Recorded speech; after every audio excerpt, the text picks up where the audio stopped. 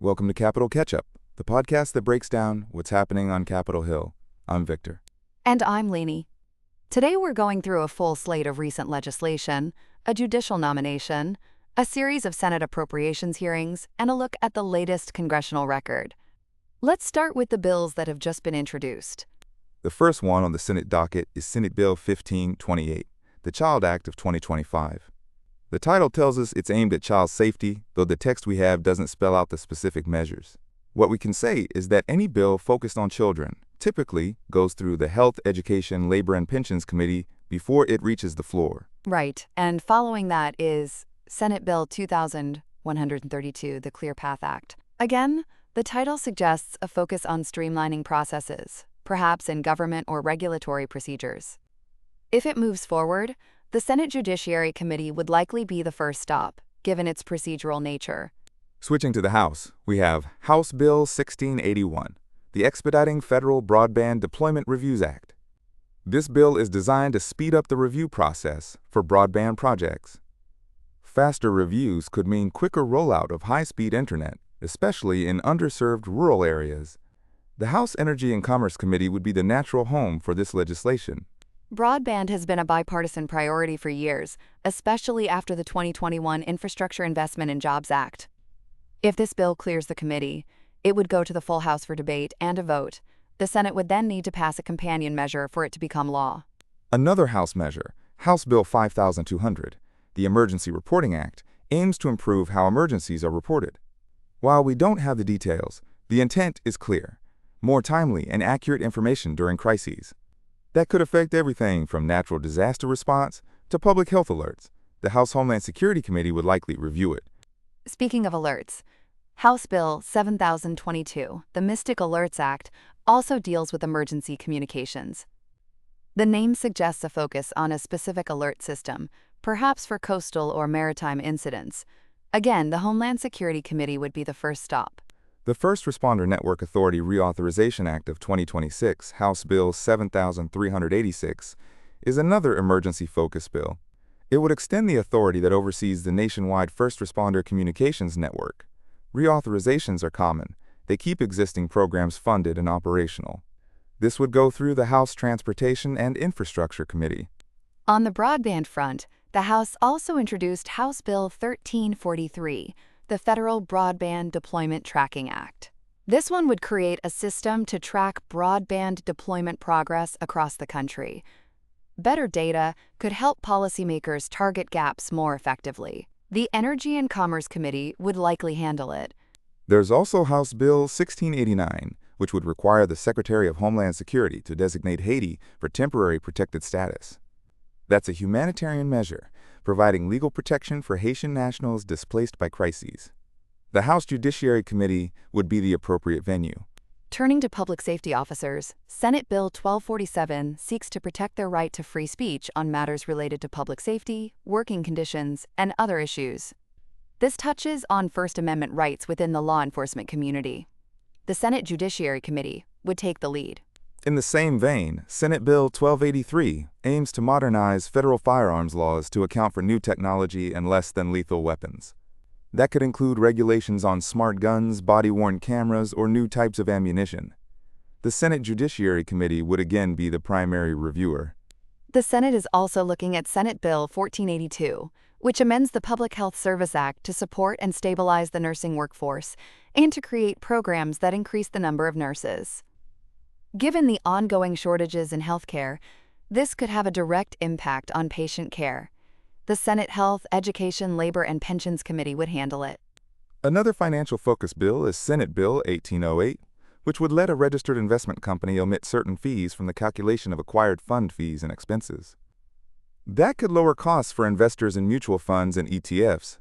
The Senate Banking Committee would be the logical home. Senate Bill 3492 amends Titles 18 and 19 of the Social Security Act to require skilled nursing facilities and similar institutions to allow essential caregivers access, even when regular visitation is restricted. This addresses the challenges families face during pandemic lockdowns. The Senate Finance Committee would likely review it. Senate Bill 2451 is a straightforward wage measure. It would ensure that paraprofessionals and education support staff are paid a living wage. That could affect millions of school employees across the nation. The Senate Health, Education, Labor, and Pensions Committee would be the point of entry.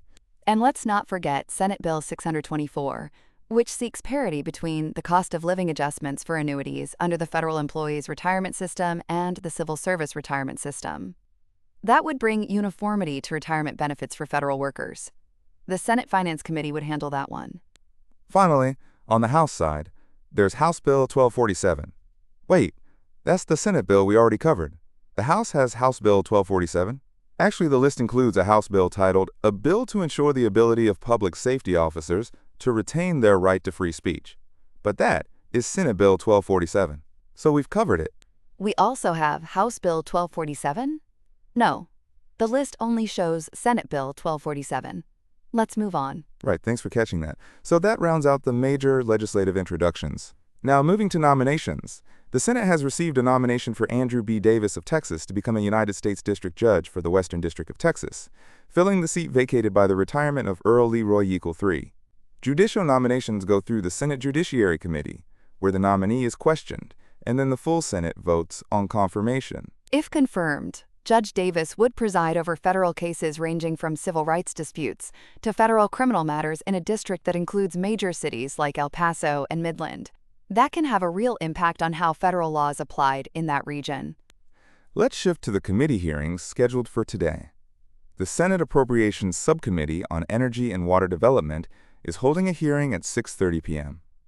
Eastern to examine the proposed budget estimates and justification for fiscal year 2027 for the Department of Energy.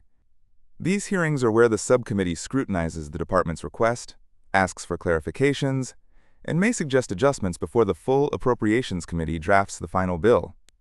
At the same time, the Senate Appropriations Subcommittee on Agriculture, Rural Development, Food and Drug Administration, and related agencies will also meet at 6:30 p.m. to review the Department of Agriculture's budget request. That includes funding for farm subsidies, rural broadband, and food safety programs, areas that directly affect everyday Americans, especially in rural communities.